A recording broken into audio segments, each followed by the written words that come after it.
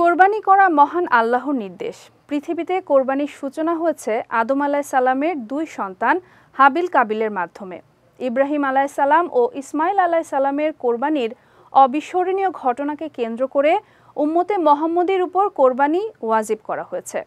কুরআন হাদিসে কোরবানির গুরুত্ব, বিধান ও ফজিলত বর্ণিত হয়েছে। তবে নবীজির কোরবানি কেমন ছিল? বিস্তারিত ডেস্ক রিপোর্টে।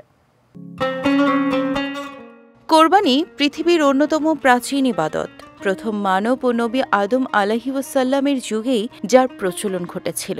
মদিনায় হিজরতের দ্বিতীয় বছর মুসলিম উম্মাহর ওপর কোরবানি ওয়াজিব হয়। কোরবানি ওয়াজিব হওয়ার পর নবীজি সাল্লাল্লাহু আলাইহি ওয়াসাল্লাম কখনও কোরবানির আমল ত্যাগ করেননি। নবীজি সাল্লাল্লাহু আলাইহি ওয়াসাল্লাম কোরবানির জন্য দৃষ্টিনন্দন পশু নির্বাচন করতেন, যা সব বিচারেই উত্তম ছিল।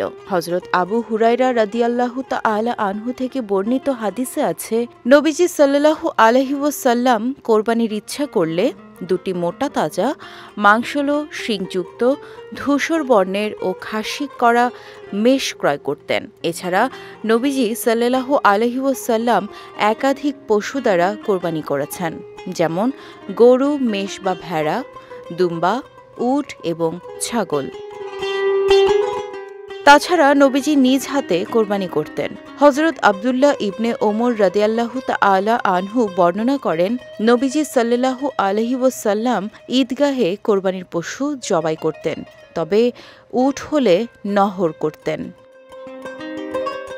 হযরত আয়েশা রাদিয়াল্লাহু তাআলা আনহা থেকে বর্ণিত হাদিসে আছে, নবীজি সাল্লাল্লাহু আলাইহি ওয়াসাল্লাম বললেন, হে আয়েশা, ছুরি দাও। এরপর বললেন, এটা পাথরে ঘষে ধারালো করো। আয়েশা রাদিয়াল্লাহু তাআলা আনহা বলেন, আমি এটা করলাম।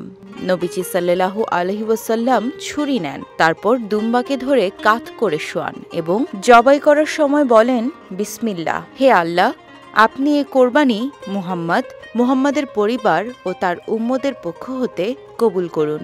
অতঃপর তিনি দুম্বাটি কোরবানি করলেন। কোরবানি শেষে নবীজি সাল্লাল্লাহু আলাইহি ওয়াসাল্লাম তার কোরবানি থেকে নিজেও খেতেন, পরিবার, আত্মীয়স্বজন ও অসহায় মানুষকেও খাওয়াতেন, আর তিনি উম্মতকেও তার নির্দেশ দিয়েছেন।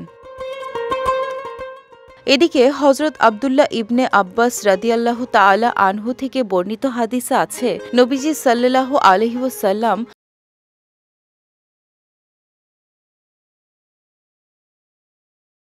তার পরিবারকে কোরবানির 1/3 আহার করাতেন, প্রতিবেশীদের 1/3 আহার করাতেন, আর ভিক্ষুকদের মধ্যে 1/3 সদকা করতেন। বিজয় টিভি নিউজ ডেস্ক।